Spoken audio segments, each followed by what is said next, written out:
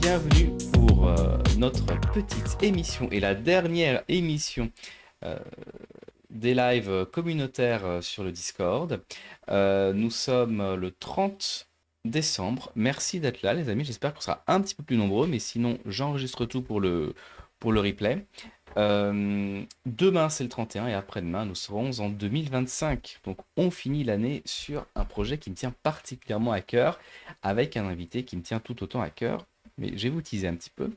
Euh, Là, qu'est-ce qui va arriver dans les jours à venir? Sachez qu'aujourd'hui j'ai tourné la vidéo FAQ, foire aux questions, où je réponds du mieux que je peux, même si je suis un petit peu dans le vague. La vidéo fait 1 heure, donc amusez-vous bien pour la visionner. Et sachez aussi que j'ai mis en ligne et j'ai fait les miniatures de 4 replays.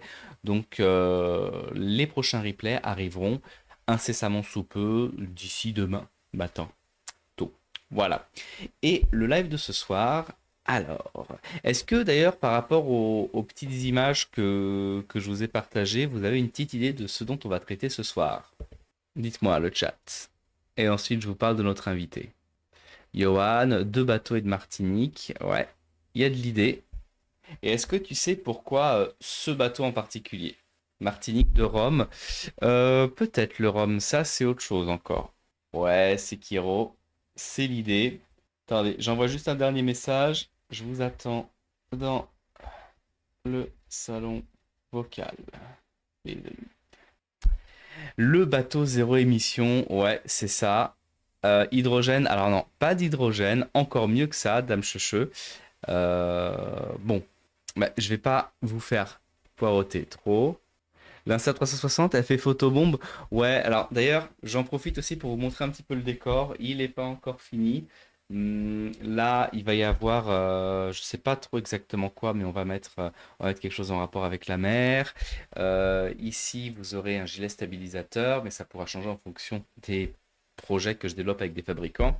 Et là, il y a les petits bouquins de l'équipe Cousteau, notamment un livre qui devrait parler tout particulièrement à mon invité que j'ai reçu pour Noël, Falco, le chef plongeur de la Calypso. Et on va parler de Martinique et on va notamment parler ce soir de la réserve du pêcheur.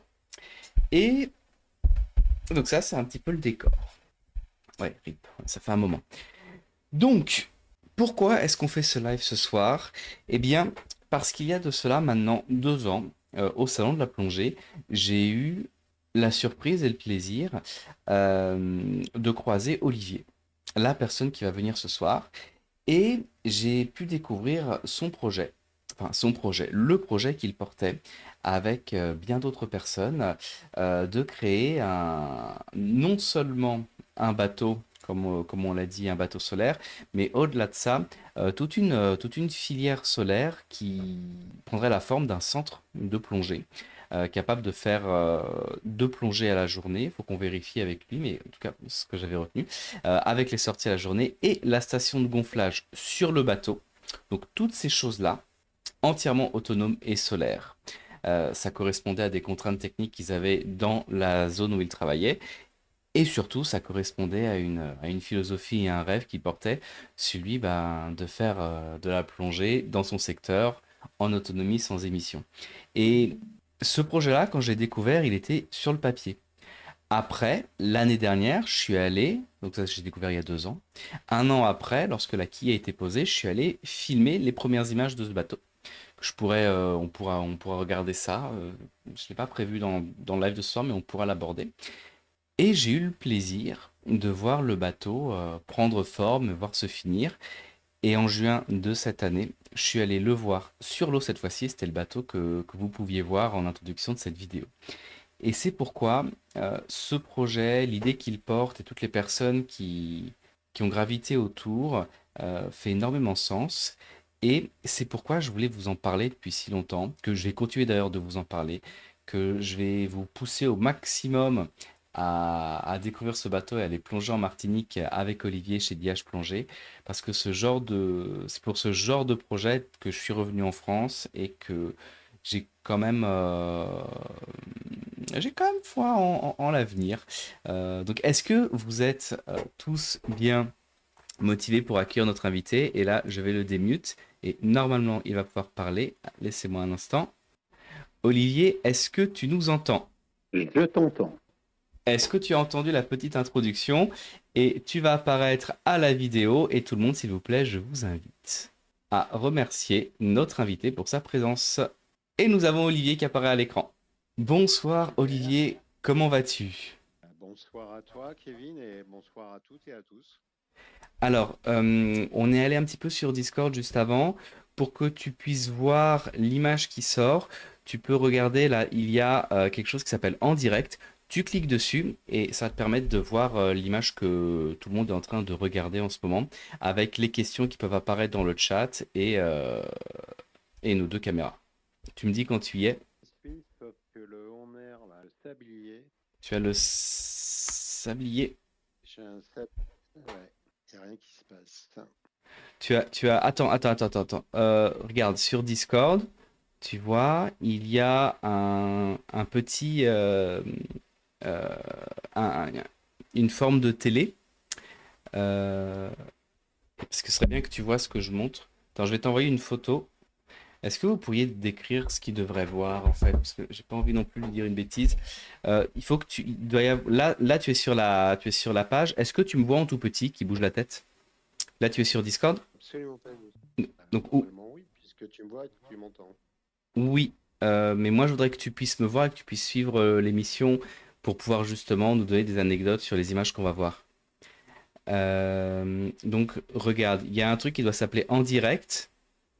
Dans le salon vocal, il y a marqué en direct, il faut que tu cliques dessus. On est sur Discord, sur la plateforme où on était tout à l'heure, Tout à fait. et il y a quelque chose en rouge avec marqué en direct quelque part avec Argonaute dessus. Alors moi, la seule chose que j'ai, c'est effectivement on air, en direct, mais en direct. Ouais, clique dessus, sur le en direct rouge.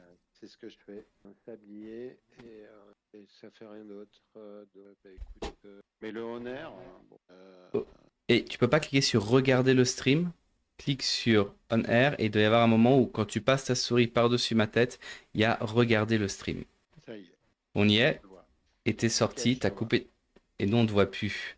Euh, La problématique, Bon, euh, je vois tout le monde.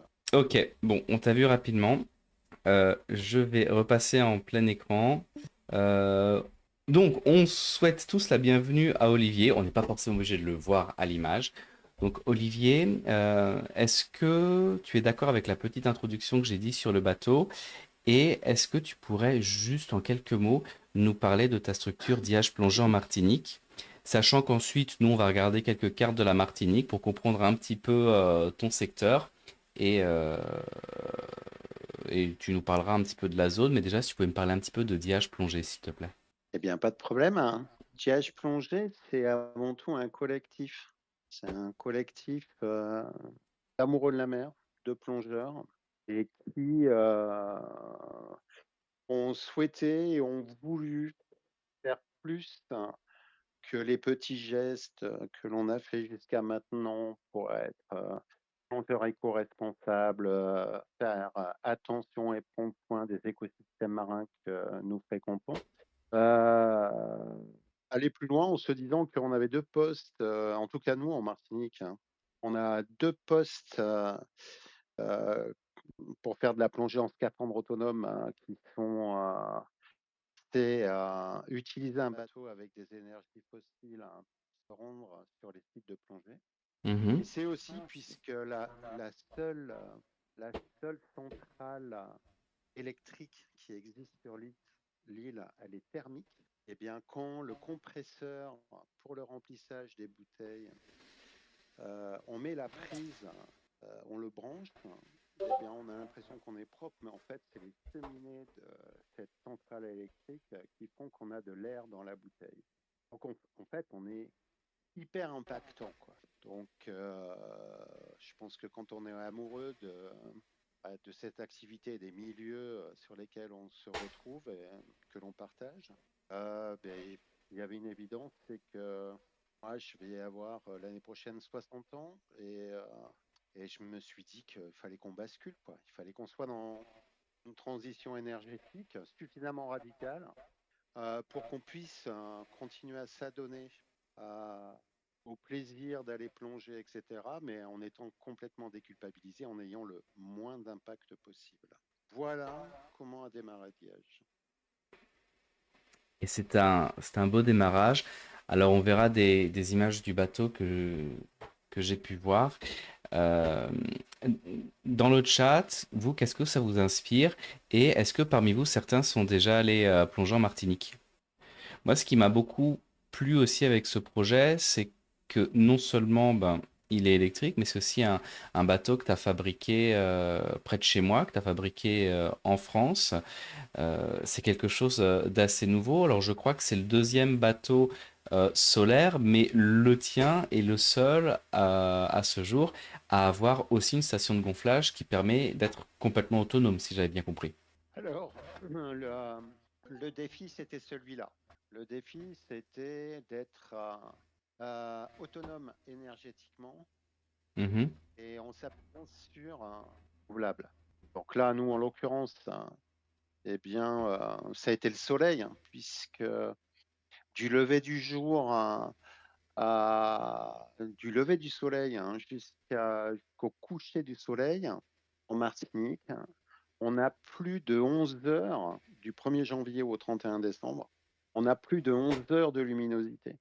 Donc cette éphéméride, bah, on vous a dit que peut-être c'était l'énergie renouvelable sur laquelle il fallait que l'on s'appuie pour pouvoir remplir le contrat. On n'est pas exactement les seuls. Il y a un garçon à Port-Vendre, un jeune homme qui s'appelle Simon Brio. Et c'est d'ailleurs pendant la période spéciale des confinements là, liés au Covid où j'ai suivi un petit peu ce qu'il est en train de faire. Il avait récupéré une épave de catamaran, mais lui, avec sa formation ingénieur aéronautique, avait l'idée de faire un catamaran de plongée électrosolaire.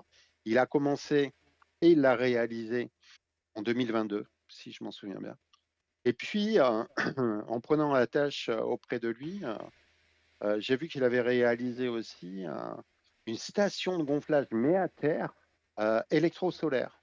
Et donc, bah, il réunissait les deux conditions, sauf qu'il les réunissait à deux endroits, une à terre et l'autre en mer. Et nous, l'idée, c'était de réunir la totalité en mer, le catamaran, afin qu'on puisse intégrer dans sa filière une station de gonflage et qu'on soit un centre de plongée électrosolaire mobile. En fait, on est en totale autonomie. là, je vous mets à l'écran quelques images justement que j'étais allé faire lors de la construction à Lorient de de ce beau bébé. Quelles sont les dimensions de ce bateau? Tu peux me les rappeler, s'il te plaît? Alors, il fait 11 mètres de long sur 5 mètres de large. Et en fait, Et la dimension du bateau, c'est tout simplement par rapport au cahier des charges, la dimension de la filière électrosolaire. Il fallait au moins un taux de captation mhm, électrosolaire de presque 50 mètres carrés. mhm. Quand tu as au-dessus de un taux de 50 mètres carrés, tu as forcément sous les pieds au moins 50 mètres carrés, quoi, voire légèrement plus. Et là, c'est le cas. Et moi, je ne pensais pas, hein, je ne pensais pas quand je me suis lancé, quand j'ai emmené tout le monde dans cette aventure, qu'on allait avoir un bébé aussi imposant, en fait. Il est Euh, superbe. Je vais le remontrer tout à l'heure. Là, je montrais juste quelques images ouais, de la construction. Je vous les remontre parce qu'il y a quelqu'un d'autre qui vient d'arriver. Euh, mais il est superbe. Et je voudrais poser la question au chat par curiosité. Là, selon les images, et donc sur ce bébé avec une surface de 50 mètres carrés, quel est, selon vous, le poids du bateau? Ne leur dis pas tout de suite. Comment ça, Gaël, tu ne vois pas les images?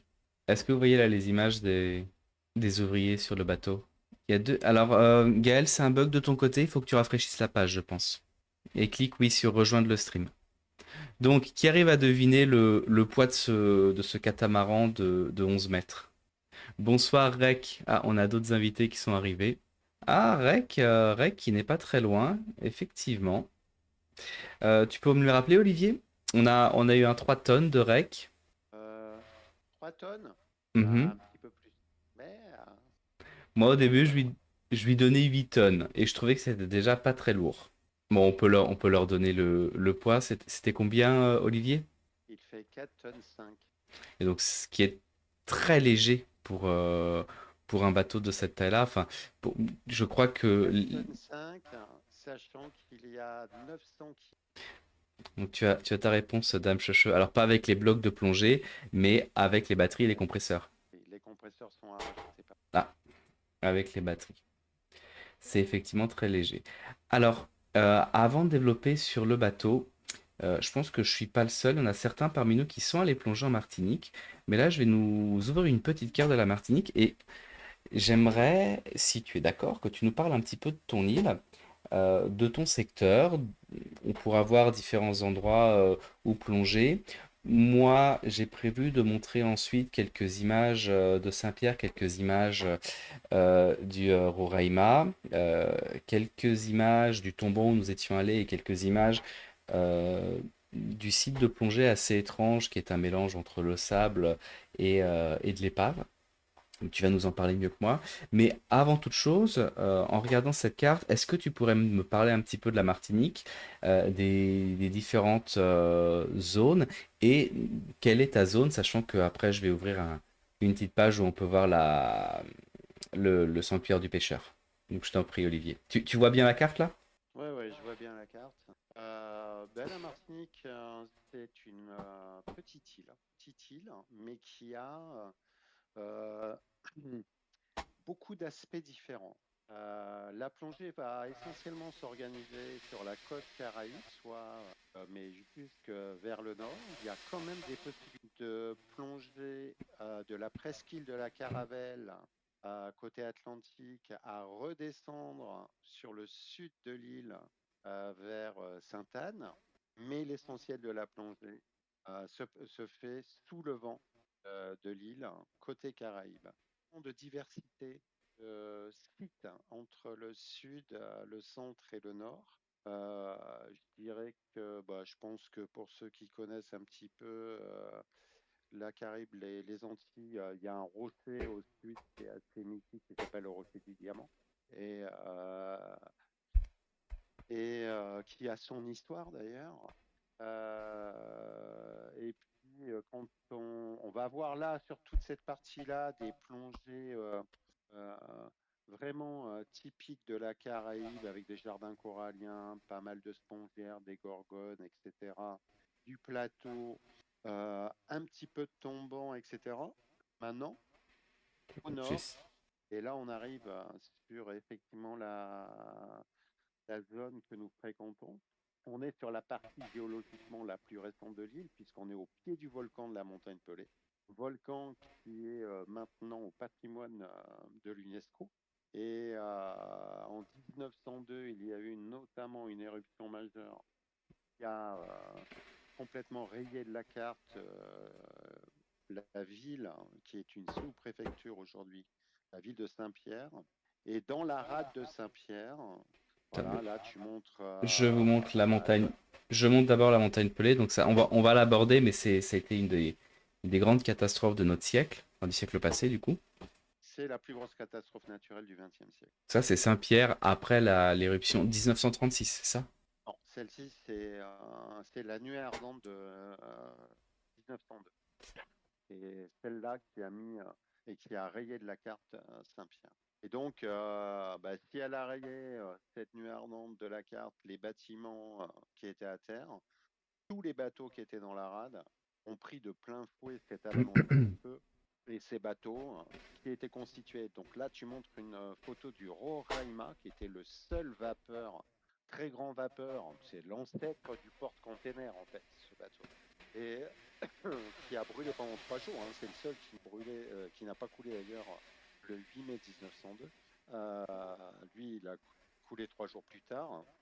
Et tous les autres qui étaient avant tout des voiliers, des trois-mâts barques, goélettes, etc., bois, fer, ont coulé le jour même. Et donc, il y a un musée, en fait, un cimetière sous-marin, mais un musée au fond de la rade qui témoigne de ce qui s'est passé ce jour-là. Ça, c'est l'aspect patrimoine historique subaquatique du nord de la Martinique.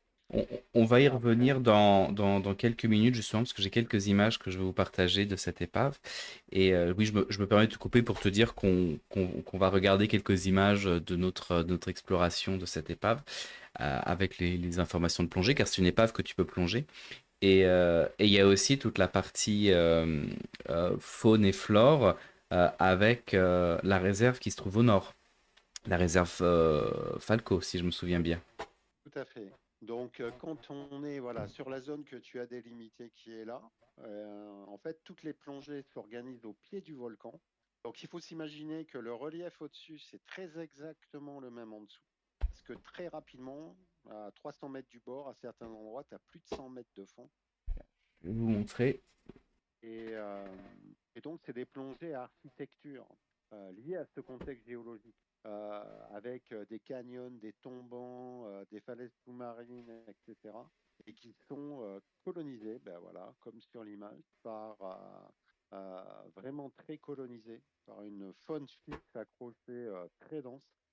Ça, je pense que ça devait être les canyons de Babodi ou quelque chose comme ça. Les canyons de Babodi, absolument. Alors, je suis désolé, je ne peux pas vous montrer les images avec la caméra principale parce que c'est du 4K et j'arrive pas à streamer en 4K.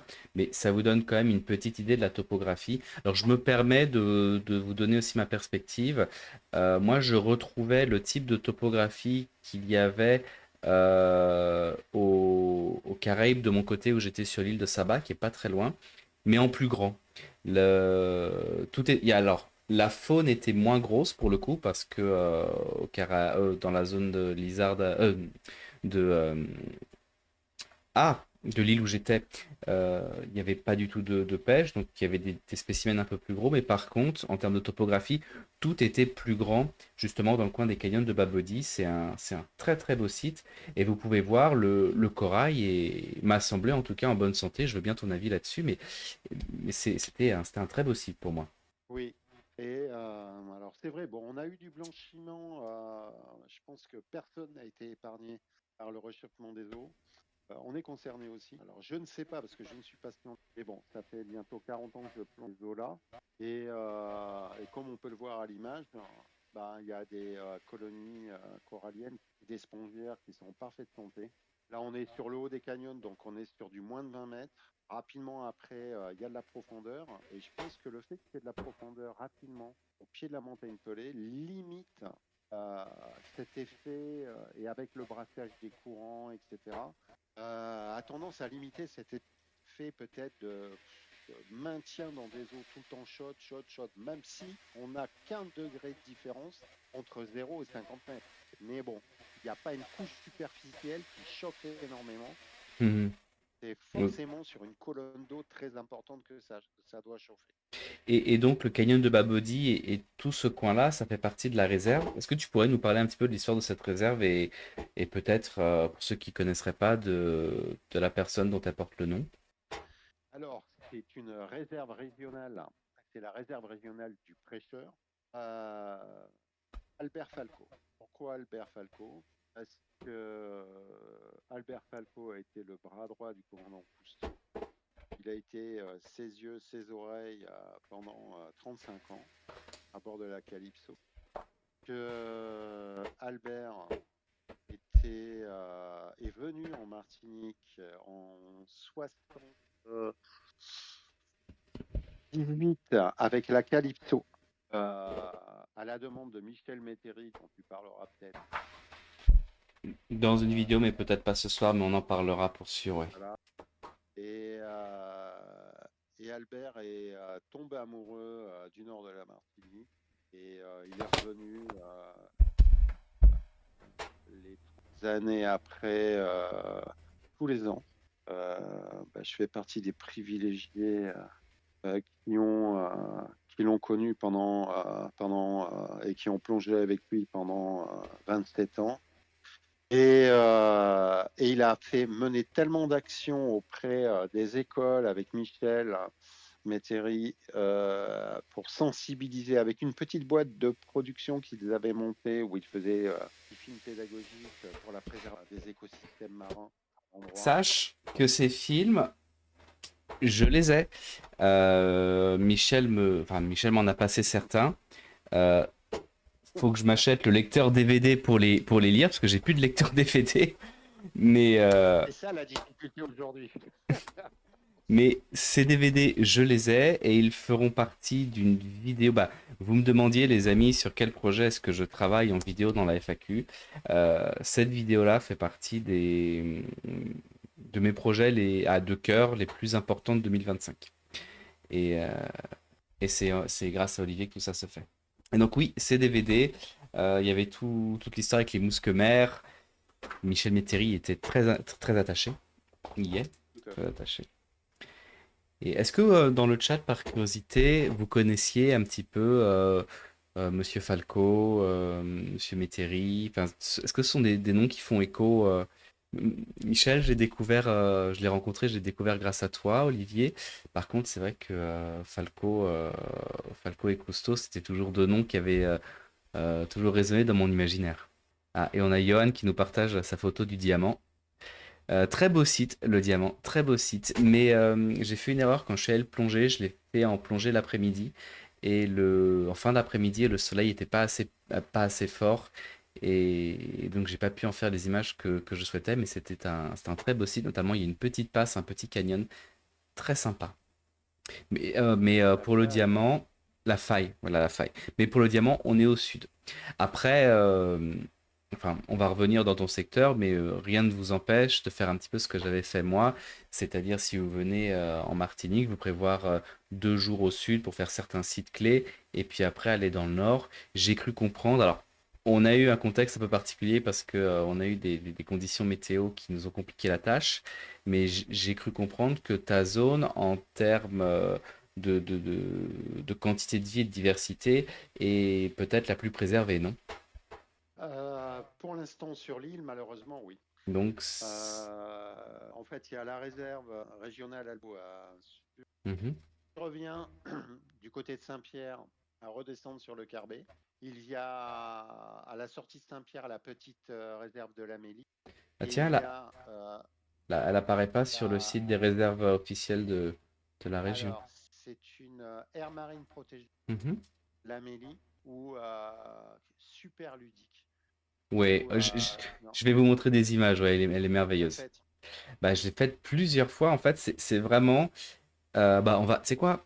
On a parlé un petit peu de la zone. Avant d'aller, on va parler de l'Amélie maintenant, mais avant ça, les amis, dans le chat, là, parce qu'on est une petite dizaine, est-ce que vous avez des questions concernant la Martinique, avant qu'on aille plus en détail sur certains sites de plongée, ou des questions concernant le bateau d'Olivier? Et puis sinon, je vais vous montrer quelques sites, et puis on finira encore par des images du bateau. J'attends juste que éventuellement des personnes nous posent des questions s'il y en a. Et on en profite tous pour te remercier d'être avec nous, Olivier. Et pendant que vous écrivez vos messages, une petite annonce. Olivier sera au salon de la plongée. Et notre point de ralliement cette année, ce sera au niveau de son stand. Donc, il faudra que je trouve exactement la localisation du stand. Et on se ralliera, on se retrouvera de ton côté. Alors oui, Johan, il y a Très beaucoup... simple, c'est Vas-y, je t'en prie. à moi que tu parles, Olivier. Ouais. Oui, je t'en prie, finis ta phrase. Et puis après, je vais te lire les deux questions qu'on a eues. Le stand, il suffit juste de repérer le stand de la Martinique. Et on est tous les centres de plongée réunis sous la bannière Martinique. Autant que je me souvienne, bon, je l'ai pas là, mais c'est allée K ou c'est sur l'allée principale, quoi, pour aller à la piscine. Ok, donc stand de la Martinique et Olivier, il est pas difficile à trouver. C'est le plus grand, t'es très grand avec les cheveux longs, donc pas difficile de le trouver. Alors première question sérieuse et puis après deuxième question moins sérieuse. Donc première question de Dame Checheux, quelle est la capacité du parc batterie et puissance solaire? Là, on est vraiment sur de la question technique et je vais mettre des images du bateau justement pour illustrer ta réponse. Ok. Bon, je vais faire simple, pas rentrer. Euh, pour répondre à nos besoins de déplacement et de gonflage, la dimension de la filière électro-solaire a imposé un taux photovoltaïque de 48 mètres carrés. 48 mètres carrés posés par 18 panneaux de 400 watts. Ça, c'est le taux. Il couvre 90% du pont du bateau. Et le pont fait 55 mètres carrés. Les batteries. Les batteries, c'est dans chaque coque, à bâbord et tribord. 30 batteries au total, 15 à bâbord, 15 à tribord. Ce sont des batteries 48 volts. Les MPTT qui régulent la tension des batteries admettent 57 volts dans les batteries et ce sont des batteries lithium, pas lithium-ion, c'est des lithium-fer phosphate. Il y avait un problème de sécurité avec les batteries lithium-ion, rare cas, mais bon, qui existe avec des voitures électriques, les bus à Bolloré. Attends, je crois que ça t'a coupé pile au moment. Oui, ça t'a coupé pile au moment où tu expliquais pourquoi ça n'arrivera pas à ces batteries-là. Ça a coupé. On a eu une coupe. Donc, ton choix de batterie, c'est pas le lithium-ion. C'est un autre type qui, justement, ne prend pas feu pour les besoins maritimes. C'est voilà. Alors, c'est moins performant, mais ça amène un gap supplémentaire en sécurité parce que le point de contamination et d'explosivité, de surchauffe et d'explosivité de contamination d'un élément sur l'autre est de presque 1200 degrés. Donc, alors que lithium-ion, c'est moins de 400. Ça Mhm. peut aller très vite. Ça peut aller très vite.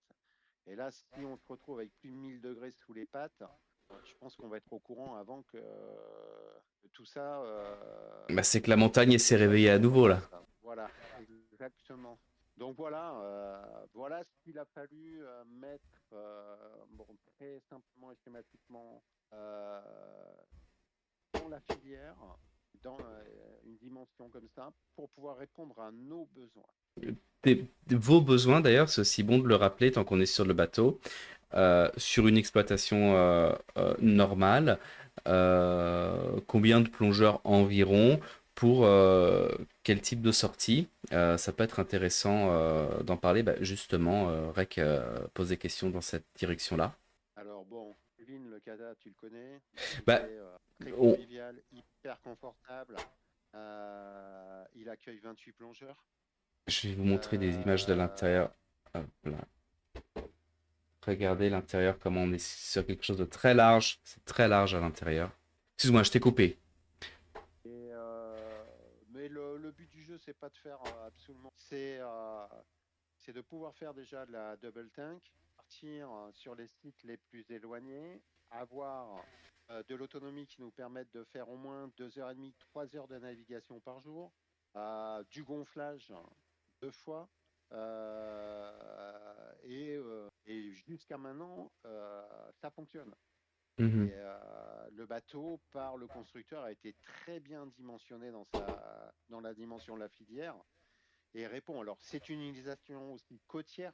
Hein, c'est un bateau qui a été dessiné et tout, non pas pour du hauturier, mais du côtier. Euh, et nous, on n'a pas de site au large, puisqu'il Mhm. n'y a pas de plateau continental de notre côté, ça descend tout de suite. Donc, malheureusement, on n'a pas de petites îles qui pourrait ressurgir en face et tout. Nous, on est tout à la côte. Et là, on regonfle sans problème entre la première et la deuxième plongée. On a déjà fait des groupes jusqu'à 24, 25 plongeurs. Et on a une vitesse de croisière qui est de 7 nœuds. Alors, c'est vrai que c'est apprendre aussi à aller lentement pour aller loin. Et que ça a dû nous obliger à changer de notre manière de fonctionner, quoi. Je Et me faire permets ça de, tous les ans. Je me permets de rajouter un point. Là, vous ne pouvez pas l'entendre parce que j'ai pas la retransmission du son. Le bruit qu'il va y avoir sur le bateau, ça va être la cavitation de l'eau avec l'hélice, mais c'est un moteur électrique. On peut discuter sans élever la voix dans le bateau. c'est que quand on se met sur le poste à l'avant, bon alors on reste en mer, donc il y a du vent, il y a toujours du bruit, on a le vent dans les oreilles, donc c'est pas, on n'est pas dans un salon, mais il y a aussi quand le bateau se déplace lentement hors cavitation, à la manœuvre et tout, on est sur quelque chose bah, je trouve en tout cas de beaucoup plus tranquille par rapport à ce qu'on peut connaître sur des semi-rigides. Et bah, juste revoyez la vidéo que je vous ai partagée. Les images, je m'engage sur l'honneur. Les images, alors j'ai une sample en boucle que j'ai répétée à plusieurs moments parce qu'après on entendait parler. Mais ce qu'on entend, on entend des petits oiseaux à un moment. Les petits oiseaux, je les ai pas rajoutés.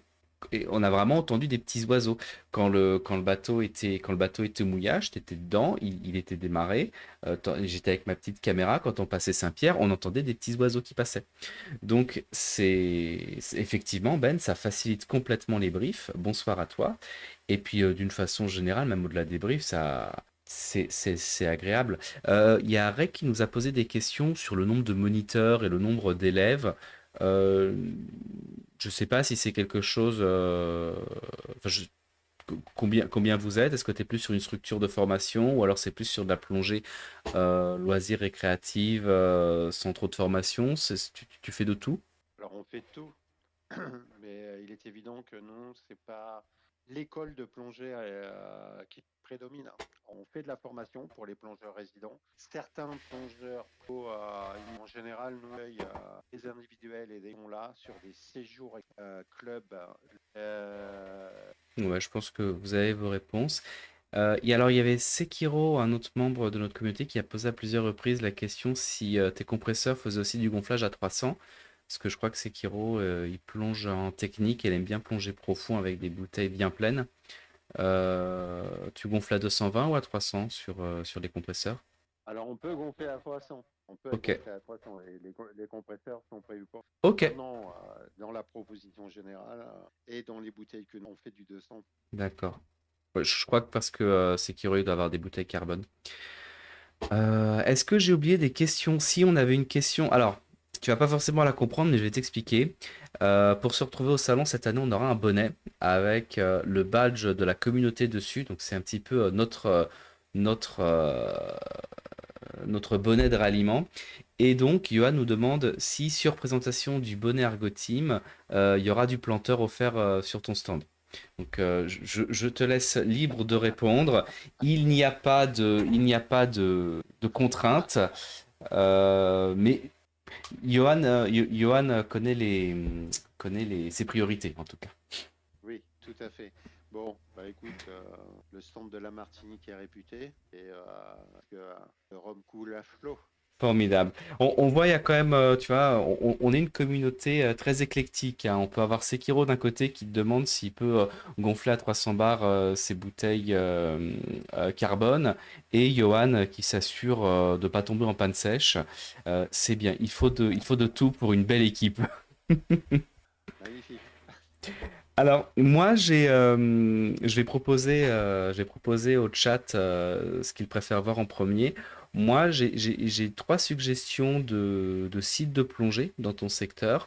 On a vu quelques images justement des canyons de Babodi, Babodi, oui. Babodi. Et il y a deux autres sites que je peux vous présenter en image ce soir. Ça va être le coin d'Amélie, qui est un parc très intéressant au niveau de sa topographie et qui correspond vraiment à mon style de plongée de cœur lorsque je fais de la vidéo. Et des images du Roraima. L'épave justement qui a mis 3 jours avant de couler après l'éruption. Euh, Qu'est-ce qui vous intéresserait, le chat? Alors, on vous fait rêver volontiers, mais choisissez. Est-ce qu'on fait encore des canyons de Babodi? Est-ce qu'on fait l'Amélie ou est-ce qu'on fait le Roraima? C'est vous qui décidez. Et là, il décide de rien du tout. Bah les gars, vous préférez quoi? Et les dames, parce que nous avons aussi Gaël avec nous ce soir. Tout. Tout, c'est pas une prise de position très franche, hein, Gaël. L'épave, l'épave, l'épave. Bon, bah, je pense qu'on va partir tranquillement sur le Roraima. Je vais nous mettre quelques images. Alors, tu peux nous parler un petit peu, pendant que j'ouvre les images, tu peux nous parler un petit peu du site en lui-même? Quel type de profil de plongée? Combien de temps reste? C'est une plongée assez courte, parce que c'est une plongée profonde. Oui, tout à fait. Donc, le Roraima, bah, c'est le seul vapeur qui a coulé ce jour-là. Parce qu'on avait une marine marchande sur le Finitan, qui était la marine marchande à voile. Puis les premiers bateaux vapeurs, le Roraima, il était armé par la Québec Line, matériel, voyez la canne, etc. Et puis, FR, c'est un bateau J'ai- de j'ai- presque Alors déjà, je vais vous montrer. 54. J'ai une map que j'ai trouvée sur internet. Voilà. Voilà. Proue à l'avant, c'est un hachoir de. On va la voir. C'est une épave où c'était avant tout une visite de pont, parce que aussi j'imaginer que depuis 1902, c'est comme un gros soufflet d'acier qui est en train de refroidir et qui s'écrase vite dans les courtes manières ont été par des matériaux volcaniques amenés par la nuée ardente, très difficile de cheminer. Donc c'est avant tout une visite de pont, mais qui est, bon, je pense que toi effectué. Je pense que c'est un très beau témoignage de ce qui s'est ce jour-là. Il y a une telle résonance en Rema, il y a une émotion. Alors peut-être que les 50 mètres aident aussi un petit peu à cette résonance, la narcose qui s'installe, mais très très beau témoignage de ce qui s'est et Alors toujours une plongée renouvelée, que c'est jamais la même. là, les images que vous voyez, justement, c'est la descente. Donc on est sur une descente en ligne. On avait une très belle visibilité. On était avec une visibilité de plus de 20 mètres, ce qui fait que on pouvait voir la proue, la quille, le fond. Donc ça sont des images avec l'Insta AC Pro que vous voyez à l'écran. Et donc là, on est sur le... Tu appelles ça un hachoir, la, la vaillante proue qui est D'accord. complète... La proue qui est complètement recouverte de gorgones. Ouais. Et c'est un site qui est Quand fascinant. Vas-y, je t'en prie. En fait, quand tu es en bas, ben là, tu l'as un petit. Quand tu es complètement en bas, posé sur le sable, hein, et voilà, tu as ce hachoir là, où la vie a repris, le géant endormi, et cette proue effilée, proue très effilée. De 11 mètres de haut, donc c'est une épave qui est massive. Et vu que la visibilité est très bonne, euh, on peut vraiment avoir une image d'ensemble. Elle a sombré en 1902, c'est bien ça? C'est le moment où il y a eu Oui, l'éruption. oui. Oui, 1902. Là, ouais. Et donc là, vous Pas pouvez mal. voir la... Attends, je me permets, vous pouvez voir la taille de l'épave par rapport à Olivier. Je m'étais éloigné pour avoir une image un petit peu éloignée du coup. Et on est sur un sacré bébé qui se tasse au fur et à mesure. Oui, oui. Ouais, comme un soufflet, quoi. Il est en train de Mhm. taper et il va s'écrouler Donc à un ça, moment donné. c'est mine de rien, avec les ruines qu'on peut trouver à Saint-Pierre, un des derniers héritages de de cette éruption, de cette tragédie qui a eu lieu. Et bon, c'est un site de plongée qu'on fait avec respect, mais c'est vrai qu'il porte une certaine charge. C'est chargé. C'est très bien dit. C'est chargé. C'est aussi chargé en vie, comme vous pouvez le voir. Donc on a quoi? On va avoir de la gorgone, on a des coraux mous. C'est quoi comme type de faune qu'on va Alors trouver là, autour? tu as des gorgones. Mhm. Ce sont des antipatères appelés aussi virgulaires.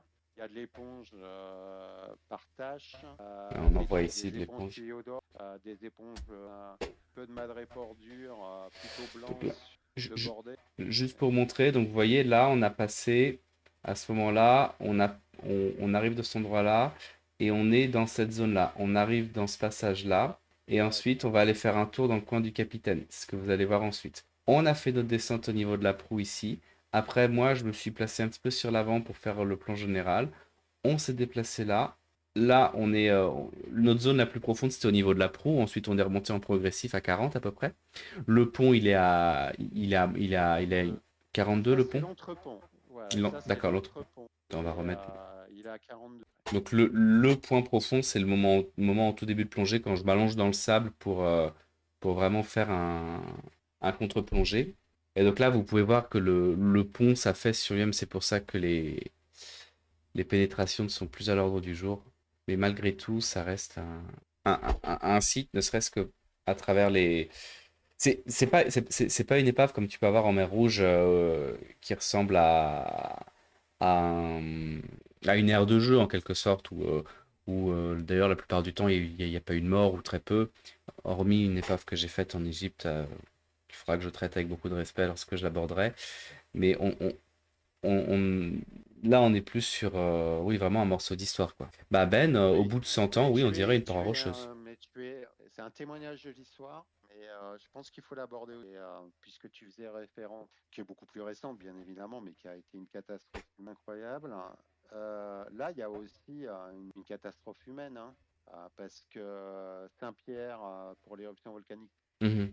le Roraima est dans les cendres intérieures. Le Roraima, c'est un linceul. À l'intérieur, il y a encore les Ouais, oui je comprends. squelettes des marins, des passagers qui à bord et qui au passage de la nuée ardente. Et donc oui, oui, il y a ce témoignage de l'histoire et il y a aussi, tu vois là, tu dis oula, il y a la communauté humaine là qui a payé le prix. Dans les éléments naturels, libération des incroyables, c'est pas grand-chose et tout bascule en une. Je me permets de refaire un petit arrêt sur image pour vous montrer. Donc là, on vient de passer la cheminée où on peut voir le moteur. C'est bien ce que tu nous montrais. Alors ça, c'est la cheminée. Ouais, Ouais, c'est ça là c'est la cheminée, où c'est nous le étions, trou de la cheminée. le trou de la cheminée que tu nous montrais là avec le Donc moteur en dessous. là, c'est l'entrepont. On voit des traverses métalliques dessus. Il y avait un deck Mhm. et je ne sais pas à quel moment, par l'entrepont, on voit les appartements d'Athènes Oui. du C'est- euh, Pacha avec son toilette, puisque c'est le seul toilette qu'il y avait à bord dans son appartement. Les autres avaient le seau, quoi. Et re- après, ils allaient jeter à la mer. Regardez la quantité de vie qui s'est fixée sur les traverses de l'entrepont. Même moi, alors c'était peut-être aussi la narcose, là en revoyant ces images, je ne me rappelle pas qu'il y avait cette densité. Et pourtant elle est là. Et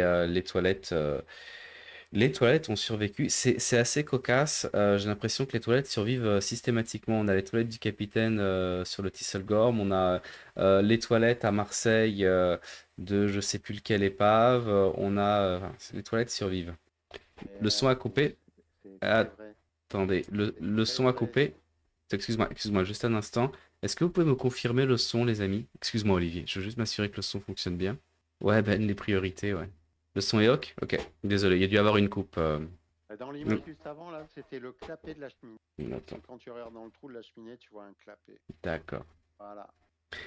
Et finalement, alors, on a des grands débats dans le Discord sur oui ou non la plongée au-delà de 40 mètres à l'air et tout.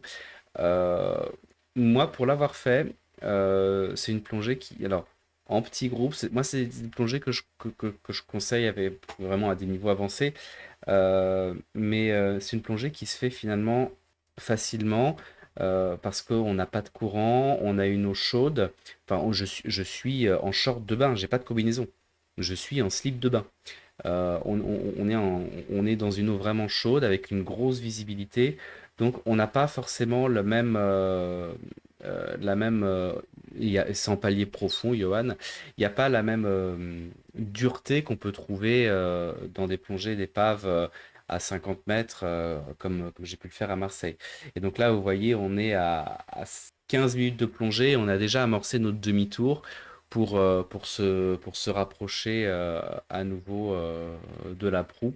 Donc, dans un contexte de plongée à l'air, c'est pas une plongée avec trop de déco. En tout cas, je dis ça, Olivier, parce que il y a eu des plongées dans ma vie que j'ai pas énormément aimé, mais ça, c'est pas du tout une plongée où je me suis senti euh, en difficulté ou en inconfort. Enfin, il y a- Non, mais d'un tu as point de vue raison. pratique. Je pense que si tu restes dans cette plongée plaisir, avec une eau à 28 degrés, voilà, si Excuse-moi, tu as un fond ça a coupé. Peux-tu nous redonner les temps de plongée à peu près? Ça a coupé pile au moment où tu... 15 minutes max en bas à une eau à 28, tu te retrouves à faire du palier une DTR qui excède pas le. Ça reste cohérent, et puis tu dis que le prix à payer, le palier, le machin, etc.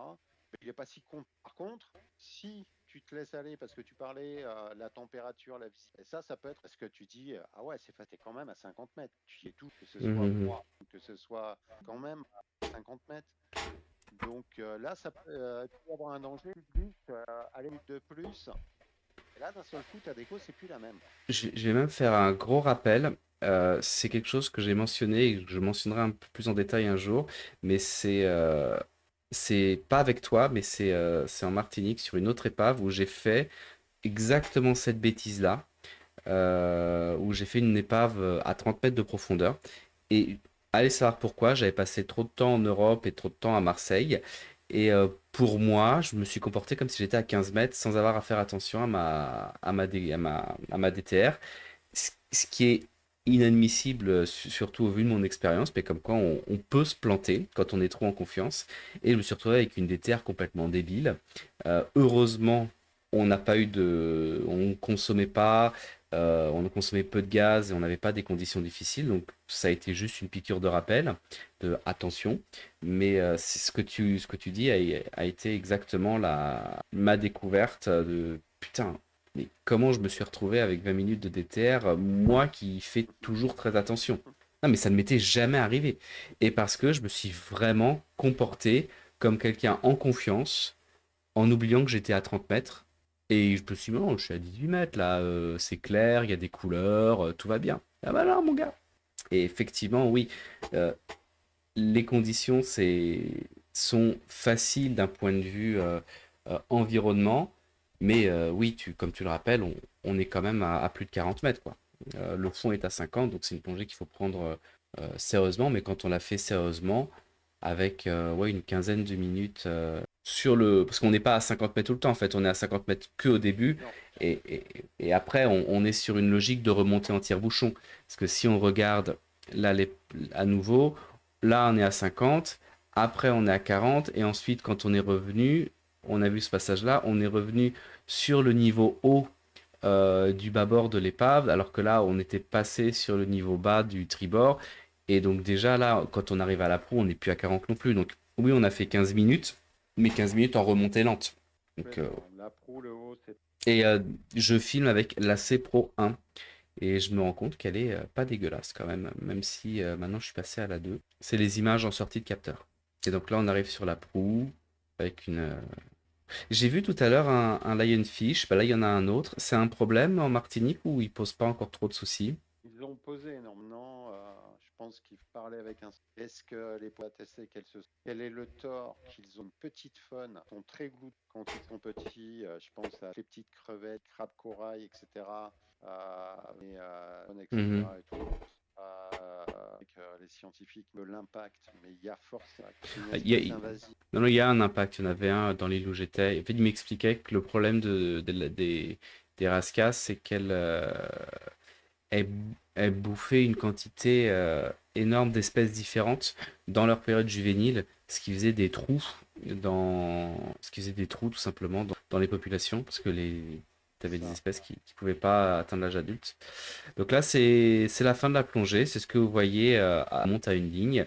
D'ailleurs, l'épave est bien faite parce qu'il y a une ligne de remontée, il y a aussi une ligne de suivi. C'est pas un filet de pêche que vous voyez sur la droite là. C'est en cas de faible visibilité, je suppose, ça permet de retrouver la proue facilement. Si vous avez des questions concernant le Roraima, allez-y, n'hésitez pas. Il est déjà 10h06. Combien de temps est-ce que tu peux encore nous accorder, Olivier? Alors, je peux rester encore, mais je ne suis pas chez moi. Je me suis fait, comment dirais-je, pouvoir avoir une connexion correcte. Il ne vit pas en Bretagne, mais bon, apparemment, c'est pas que un problème en Bretagne, Internet. Non, non, sur l'estuaire de la Gironde. Juste pour la remontée, je sais pas si on les voit, ce qui était aussi très amusant dans le bleu, c'est qu'on avait toute une population de... Voilà, alors c'est quoi? Moi je les appelle ça des... Alors moi je les appelle des bluefin carabineurs, mais c'est pas ça du coup. Des fusiliers, non? Des petits poissons là. On avait un groupe de petits fusiliers qui nous ont fait un spectacle durant la... Mais il y avait ça, c'est les petites. 40, d'accord. Et vous voyez les conditions, on est quand même sur de la belle condition là, hein. Enfin, on voit le bateau, on est en phase de remontée, on doit toujours être à. Là, on n'est pas en- Ouais, voilà, elle nous faisait le spectacle. Et vous allez voir. Invité en Martinique, c'est apéro. Qu'est-ce qu'il y a, Johan? Regardez le beau spectacle que nous avons eu à la bouée. Bon, c'est mal cadré parce que j'étais pas prêt. Ça, c'est les filles. Hop là. Les fusillés qui se faisaient pourchasser par des carangues, du coup, c'est pour ça qu'ils se déplaçaient autant. Exactement. Euh, Ok, bah pour la dernière partie, je voudrais soit vous proposer de poser des questions, soit on peut regarder un autre site. Est-ce que toi, il y aurait des choses que tu voudrais rajouter qu'on n'aurait pas forcément mentionné? Moi, je me permets de rajouter que toi, avec DH Plongée, tu t'occupes des sorties en mer, mais tu es aussi, tu travailles avec c'est pas un hôtel, mais j'ai pas le mot. L'endroit où C'est je résidais, c'est une résidence hôtelière, hein. résidence Résidence hôtelière. touristique. Donc, tu travailles aussi avec eux, donc c'est possible de proposer des choses, des formules d'hébergement et plongée pour des groupes ou pour des plongeurs seuls ou en couple. Il y a un côté pratique. Et puis la résidence est super sympa. Adorable. Euh, et, euh, et le côté pratique, que ce soit individuel, mais surtout pour les groupes aussi, c'est que quand tu es logé là, là où tu peux laisser ton matériel à terre au petit local, c'est au même endroit. Tu traverses la route, tu es sur la plage, tu montes sur le bateau. T'as pas ta bouteille à porter. Tiens, on n'a pas parlé de ça. Mais le fait de pouvoir gonfler à bord, Oui, fait que, oui, il n'y y a a plus plus de de manutention. y a pas de Tu vois. manutention. Il n'y a pas de manutention. Donc, tu Euh, viens avec ton petit matériel et puis tu grimpes sur le bateau et après, c'est parti, quoi. Donc, oui, on travaille beaucoup, beaucoup. Alors, on travaille beaucoup avec, mais elle est petite quand même, la résidence. Donc, je me permets de c'est mon... 22. Ouais, c'est 22 chambres. Donc la résidence, c'est vraiment... Ouais, Là, je c'est suis au bord de la 22 mer. logements. Donc, La résidence est là. Et nous, on est au bord de la mer. Et le bateau est au mouillage en face. Petit truc cocasse quand même, prévoyez un sac étanche parce on va au bateau à pied. Donc on est un peu mouillé. Mais bon, ça c'est rigolo parce que l'eau est à 28 degrés. Donc on y va même pour se rafraîchir. Mais vous voyez, la résidence, c'est vraiment hop. Et alors là, le bateau est loin parce qu'il est au mouillage la nuit, mais de jour, il est au niveau du semi-rigide que vous pouvez voir. Et je vous raconterai un jour l'escapade que fut le petit ouragan que nous avons eu on a tourné. C'était amusant. Je t'inviterai à nouveau si tu veux nous parler de ça. ouais, il Et n'y a pas de souci. Tu veux parler de Beryl et de la mise en place dedans? non, non, non. Oui, oui, oui, mais pas ce soir. Mais oui, un jour, on l'abordera. C'était Hmm. heureusement ça s'est bien fini. Oui. Je me permets juste aussi de montrer quelques petites images toutes simples, hein, mais pour que vous puissiez voir depuis Saint-Pierre. Est-ce que vous avez des questions et est-ce que ça vous dit après qu'on voit quelques images de l'autre site de plongée? Alors, j'ai pas forcément pris les meilleures images parce que j'arrive pas à les ouvrir avec les images de la grosse caméra, mais donc voici un petit peu Saint-Pierre vu depuis les ruines ici, qui sont des ruines qui datent de l'éruption. Et on a la belle église blanche là-bas qui a été rénovée, qui est jolie comme tout. Et moi, je me suis baladé là-dedans avec un petit scooter électrique, c'était très rigolo. Le semi a servi de remorqueur. Non, le semi a pas vraiment servi de remorqueur. Enfin, c'est un peu plus compliqué. Je vous expliquerai. Je vous expliquerai un jour. Euh, je vous expliquerai. C'est trop long pour être abordé ce soir et j'ai pas prévu les fichiers. Mais ce sera une vidéo, ce sera un short à 1 million de vues, vous verrez. Je vais faire un tournage pour un bateau et on a un ouragan.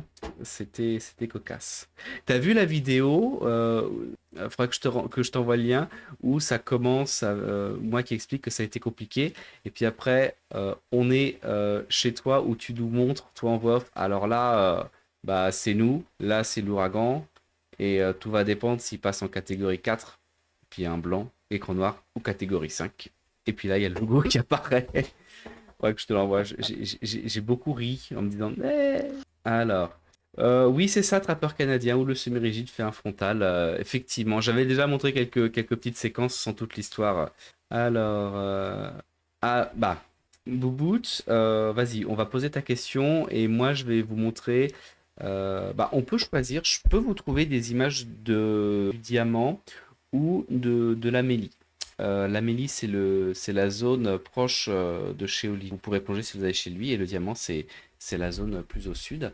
Donc Boubou te demande s'il y a des sites que tu conseilles aussi au sud de l'île, des sites de plongée. Et là, je vais prendre la carte. Alors, le diamant, bien Ouais, évidemment, ici parce donc. que c'est un rocher mythique qui a une histoire incroyable. Et l'ambiance qu'il y a dessous, la faille, euh, quand même, il faut l'avoir fait, quoi. Tu es en Martinique, tu le fais une fois au moins. Attendez, Et par contre, le matin, il faut le faire le matin, le diamant. Jamais l'après-midi. Ah, c'est mon erreur. Donc, le matin, tu as la lumière, c'est dans le bon sens, tout est bon. Et, euh, et là, c'est bien, quoi. Attends, je vais essayer d'ouvrir à 360. Euh, ensuite, il y a la zone des Anses d'Arlet, où il y a pas mal de plongées super sympa, les Grandes Joras, Pointe Burgos, l'épave du Naoun, qui est un caboteur qui a une histoire aussi, un voilier qui a une histoire. Et Notamment moi qui me plante dessus comme un quichon en me disant ouais non en fait c'est bon c'est pas grave vas-y je peux rester 30 minutes qu'est-ce qui va se passer. voilà, après tu peux aller au sud de la Martinique. Il y a d'ailleurs une petite boutique qui s'appelle Nati et Abel. Allez, regarde déjà je vous montre Euh, juste le diamant, ça c'est le diamant. Donc, notre petite et, préparation au diamant, là on fait le tour du diamant, donc là on est sorti de l'eau, je pense qu'on est en train de faire le tour du diamant, ça vous pouvez voir un peu à quoi ça ressemble. Donc ça a été, bah, il y a toute une histoire que je vous narrerai un jour dans une vidéo, car ce petit rocher a été contrôlé par la perfide Albion, les Anglais, et heureusement il a été récupéré par le Royaume de France. Et donc il y avait une base anglaise. C'était à quelle époque les Anglais étaient installés à cet endroit-là? fin 18e, début 19e. Toujours là pour nous embêter. Et donc il y a un site de plongée avec une faille remarquable. Ah, vous voyez pas les images? Oh, excusez-moi. Excusez-moi. Hop là. Ouais, donc là on est... oups, pardon. Ouvrir un autre. Donc là vous voyez le rocher du diamant. Et il y avait les Anglais qui étaient installés dans toute cette zone-là. Donc oui, ce qui est aussi très plaisant, moi c'est quelque chose qui me parle tout le temps. Et c'est quelque chose qui me manquait un peu en Australie. C'est que au-delà des sites de plongée, il y a aussi tout un aspect historique qu'on va voir en Martinique. En Australie, bon, il y avait des aspects historiques, c'était rigolo parce que tous les récifs de la Grande Barrière de Corail qui avaient été donnés par Darwin. Avec des noms complètement le cap de la désespérance, le récif. Enfin, tu sentais qu'ils avaient passé un très mauvais moment avec leur bateau. Et tous les récifs avaient des noms pas possibles. Mais au-delà de ça, t'as pas toutes les histoires que tu vas trouver en Martinique, quoi. Avec là justement, bah, on est en train de m'expliquer où étaient les Anglais, où était le petit muret, où étaient les petits canons. Vous voyez l'image? Donc on a ce caillou en face de la Martinique. Après, pour les anses d'Arlet, je dois avoir quelques images des anses d'Arlet aussi. Je vais vous montrer ça. C'est mignon comme tout. Regardez les anses d'Arlet. C'est la partie connue avec cette belle église là et le ponton qui s'avance. Ça vous parle? C'est l'image carte postale de la Martinique, regardez. Alors par contre, faut pas la filmer le matin parce que là, le matin très tôt, eh ben, c'est en contre-jour. Et c'est un échec. Donc, le diamant, faut le faire tôt le matin, mais les images des Anses d'Arlette, bah, faut le faire pas tôt le matin, du coup. Plutôt le faire l'après-midi. Sinon, ça contre-jour à fond. Excuse-moi. Et donc il y avait le Naoun que j'ai fait et que je vous montrerai en vidéo. Il y avait le diamant que je vous montrerai aussi en vidéo. Et quel autre site tu recommanderais, Olivier? Et après, si on se situe à la pointe sud de la Martinique Sainte-Anne, voilà, là, il y a notamment Natil, une petite structure qui navigue, mais même sur l'écu d'Atlantique et qui arrive de ce côté-là. Alors, bien sûr, quand les conditions sont plutôt clémentes, parce que là, en tout cas, je pense que du sud au nord, il y a moyen de se faire un périple et se dire, ah, mais tiens, c'est marrant, ça change. Oui, Alors parce ça qu'en change plus, pas toi, t'as du sable volcanique aussi dans le nord. C'est pas les mêmes exactement, sables, c'est pas les mêmes exactement. couleurs. Et l'extrême sud, ça va être du sable concassé de quoi? Donc c'est du sable blanc, etc. La réfraction de la lumière, c'est avant tout du plateau, du jardin à plat, 60 km. Tiens, tu veux rire? Là, c'est moi. Alors,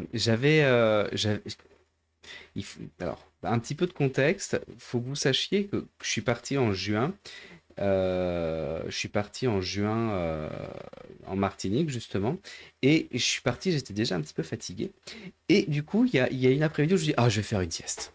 Je vais faire une sieste. Et bah, dans ma sieste, j'ai pas pris le. J'ai laissé le bateau filer parce que vous aviez des clients. Et je me suis dit, bah, c'est pas grave. Le site d'Amélie, c'est pas loin, mais j'avais pas envie de prendre la voiture non plus. Me demandez pas pourquoi, j'étais du genre têtu. Et donc, je suis allé du site de là, du resort, au site Amélie à la nage.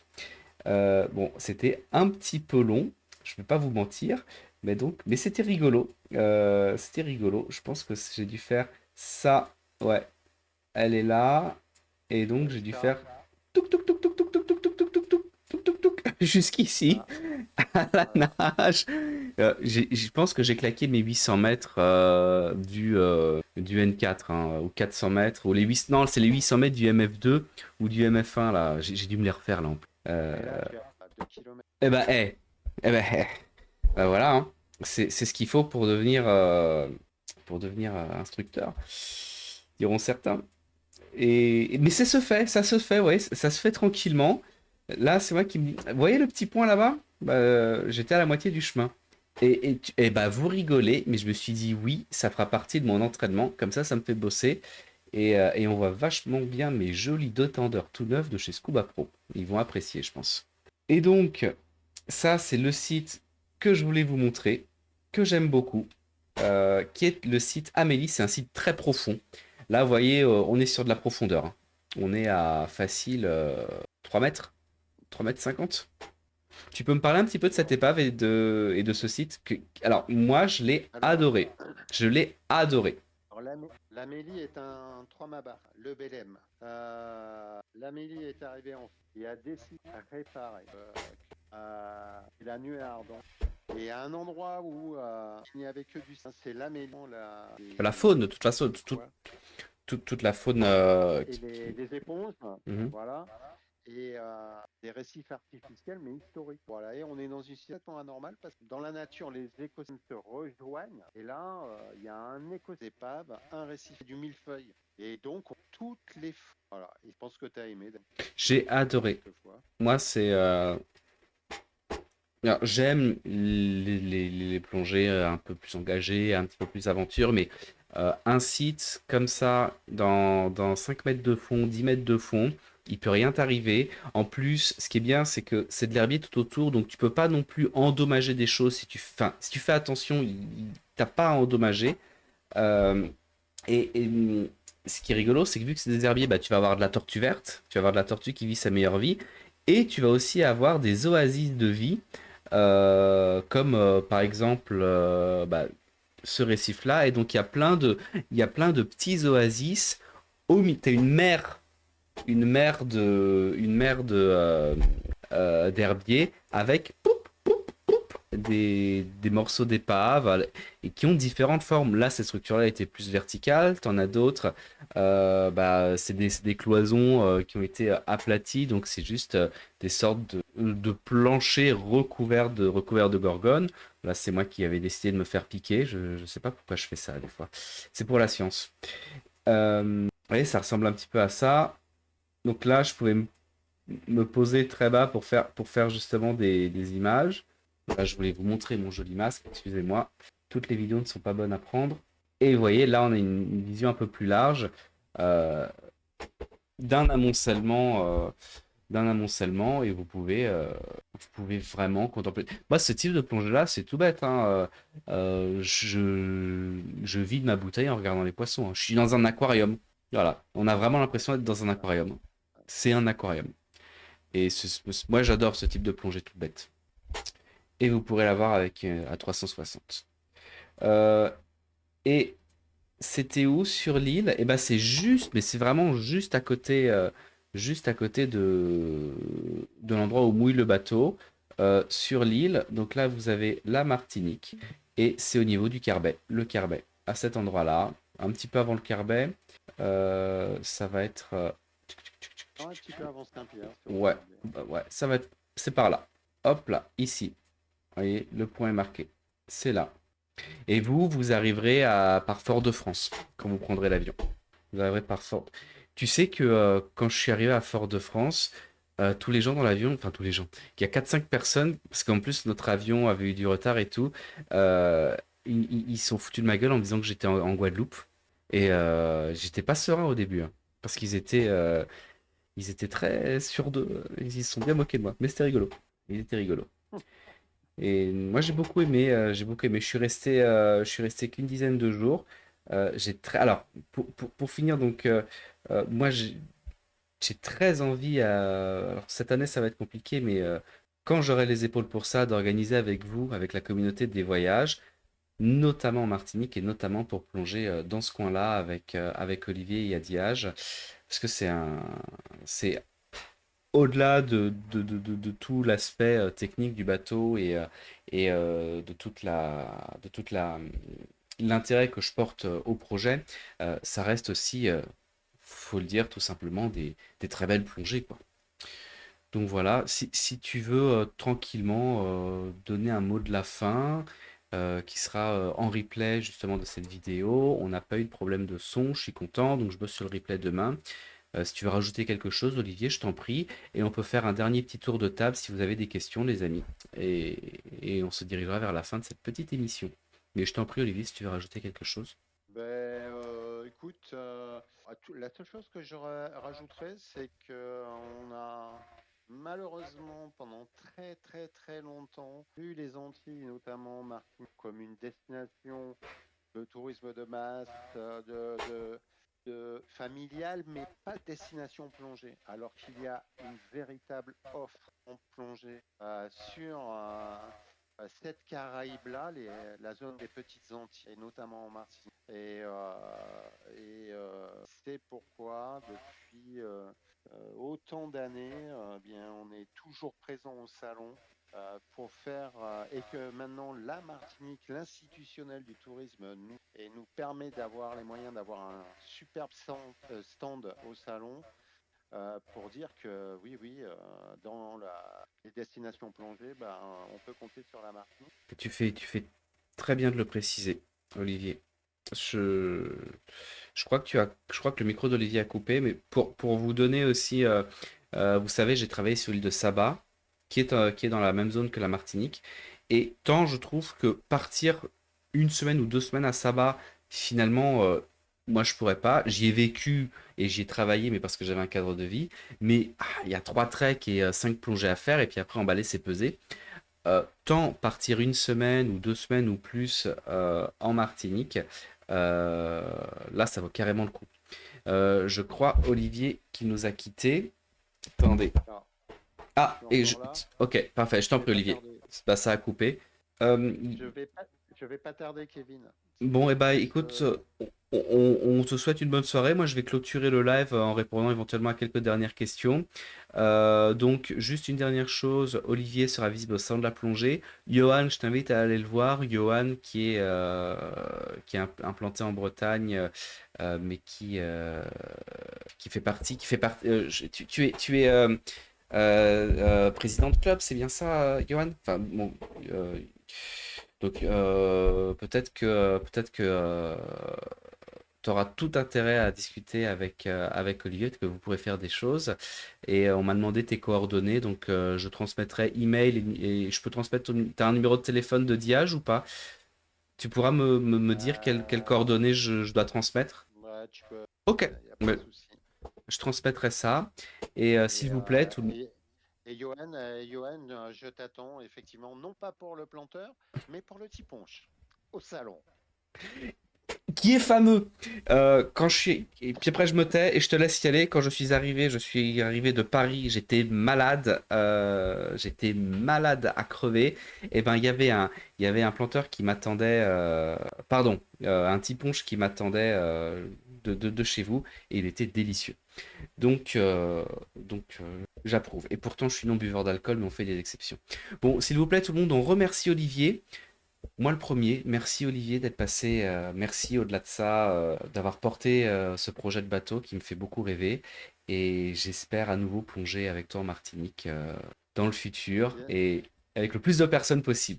Eh ben, super. Merci beaucoup, Kevin, pour l'invitation. Merci à tous. Et puis, bah, tous ceux qui ont au salon de la plombe, passez nous voir pour échanger. Et Allez, au revoir. Merci.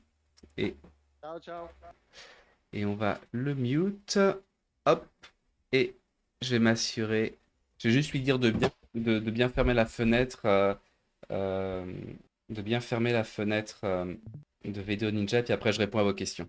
La fenêtre efficace. Vidéo Ninja. Alors, il vous a plu ce live ou pas? J'ai essayé vraiment. D'ailleurs, je vais en profiter aussi pour vous parler de pourquoi est-ce qu'on fait ce live. Hop là, j'ai repassé en grand écran là. Est-ce que ça vous a plu? Est-ce que vous avez passé une bonne soirée? Moi, je vais vraiment essayer. Et d'ailleurs, Sekiro, tu vas sûrement être content d'apprendre ça. Et je vais me bouger les fesses pour essayer d'avoir un invité par mois pour faire un live un petit peu plus euh, avec un peu plus d'images, un petit peu plus d'histoire que d'habitude, pour qu'on ait une sorte un invité par mois sur le Discord. Donc j'espère que ça vous plaira et j'espère que le live de ce soir vous a plu. Il va falloir que je me rase la moustache par contre. Et les cheveux. Les cheveux, la moustache, tout là. On va ratiboiser pour le salon. Alors c'est vrai que Magnum, ça me ferait marrer aussi de me pointer au sein de la plongée avec une grosse moustache. Je suis pas encore décidé, hein. Euh, mais j'ai pas la Ferrari. En fait, Magnum sans Ferrari, ça fait juste un moustachu, hein. Avec la Ferrari, ça passe, mais sans la Ferrari, c'est compliqué. Azeldia, t'arrives à la fin, malheureusement. Meilleur un replay, la captation audio, cette fois, c'est bien passé. Bon, en tout cas, vous avez aimé? En parlant du bonnet, Johan, dis-moi. D'ailleurs, est-ce que parmi vous, tout le monde a son bonnet? Normalement, je le reçois demain ou mercredi. Donc, dès que je le reçois, si parmi vous, vous pouvez pas vous bouger et tout, je peux aussi vous les donner en main propre au sein de la plongée. Mais ça, je voulais pas trop vous donner l'option parce que j'avais pas envie de me pointer en mode Père Noël au sein de la plongée, à devoir vous courir à droite à gauche après. Mais c'est envisageable pour des cas spéciaux, si les dates ne collent pas. Mais bon, après, Johan, on vit à côté, hein. Au pire, t'es à Brest, tu es à Quimper, on se prend une bière quelque part, hein. Moi, j'y serai tous les jours, Fire King. Je vais proposer que samedi, on casse la croûte. Samedi soir, on casse la croûte ensemble, on se fasse un petit dîner communautaire et on va s'organiser ça tranquille. C'est vrai que ça va arriver rapidement, il va falloir que je trouve un petit resto, mais samedi soir, ça me botte bien. Parce que vendredi, j'ai un anniversaire et dimanche, je serai explosé. Ah, formidable, Zadia. 4 voire 6. Bah, c'est des gens de la commu ou pas, les 4 voire 6? Ah là là là là là. Ils veulent pas nous rejoindre? Bah, on verra ça, Johan, en fonction du nombre de personnes, en fait. Il y a qu'à Faucon, il faut que je fasse le poste et il faut que j'organise ça. C'est encore un autre truc que je dois organiser. Euh, Voilà, est-ce que tout a été abordé? J'ai tourné la FAQ, je vous l'ai dit tout à l'heure. Ah, et il y a un truc aussi qu'Olivier l'a pas forcément dit parce que bah, c'est pas. Mais euh, c'est important de. Enfin, moi non plus, je veux pas non plus jouer trop le forceur. En toute transparence, là, on n'est pas sur un projet avec de l'affiliation et vraiment. Euh, c- pour, pour nous, je pense que ce type de bateau, de projet, de destination, euh, ça fait sens, quoi. Et, euh, et je pense que je le répéterai jamais assez, quoi. C'est vraiment cohérent avec ce que j'essaie de faire. Une des raisons pour lesquelles j'ai créé la chaîne YouTube, j'ai créé tout ça. Au début, c'était un petit peu une vitrine pour mes compétences en tant qu'instructeur de plongée, mais rapidement, ça a été aussi dans le but de, tiens, s'il y a des projets de conservation, ou des plongées des centres de plongée doivent recevoir de l'attention, je veux pouvoir aider quoi. Et vraiment, allez-y, vous serez super bien traité. Enfin, pour moi, tous les voyants sont au vert quoi. Et c'est là, ça régale. Non, alors effectivement, c'est ce qu'il expliquait, c'est un bateau côtier. S'il avait voulu faire la traversée Bretagne-Martinique, c'eût été possible. Mais il aurait fallu changer la forme du bateau pour qu'il soit plus haut, plus solide. Et donc, ben, mécaniquement, ça a entraîné plus de poids, plus de batterie, donc plus d'auto, etc., etc. Donc non, il est venu en cargo. Il est venu en cargo, en transporteur, ouais. Mais laisse encore un petit peu de temps à la Bretagne, Sekiro. On est en train de construire nos premiers cargos à voile, là, entre Piriou et Saint-Malo. Donc d'ici quelques années, on aura aussi la filière qui occupera de nos bateaux électriques. Un bateau, c'est exactement ça, Johan. C'est exactement ça. Non, vous rigolez, mais ouais, ouais, les bateaux qui sont emballés, c'est des bateaux spécialisés. Enfin, voilà. Bon, on va clôturer tranquillement ce petit live. Vous avez passé une bonne soirée? Plus de questions? Ben, je vais t'envoyer. Bah, attendez, déjà le site internet de DH Plongée où vous pourrez les contacter. Donc, je vous montre le site internet. Donc, voilà le site internet de DH Plongée. CTRL-C, CTRL-V. Ah, bah, c'est qui aura été plus rapide que moi. Alors, la personne que vous voyez là, ce n'est pas. C'est pas Olivier. Attends, j'ai oublié son nom. Je pense que c'est pas Anthony. Ouais, j'ai pas envie de dire de conneries. Ils sont deux plongeurs à plein temps dessus. Donc, allez-y. Donc, au niveau des tarifs, voilà, en plongeur autonome, ils ont des formations. Comment elle coûte d'ailleurs leur formation PA20, voilà, je sais pas, ok. L1, 400, accueil. Donc voilà, allez sur le site, contactez-les, n'hésitez pas. Et Olivier qui a toujours pas mis de photo de lui, le bateau, qui est joli comme tout, qui est très spacieux. Allez-y, allez-y, vraiment c'est cool. Moi, je vais aller me coucher. Je vous remercie pour votre attention. Et ben, je vais couper la caméra, je vais laisser une vidéo là, du bateau apparaître en fond. Je répondrai à vos questions en voix off, mais comme ça, de finir la vidéo pour qu'il y ait un beau replay. Donc attendez, j'envoie les images du bateau, je réponds éventuellement aux questions en voix off avec le bateau qui tourne. Et puis après, on se souhaite une bonne nuit et on est heureux parce que la vie est belle. Et voilà le bateau qui est fort beau. Et moi, je disparais. Alors, qu'est-ce qu'ils disent dans le chat? Bonne nuit, Rec.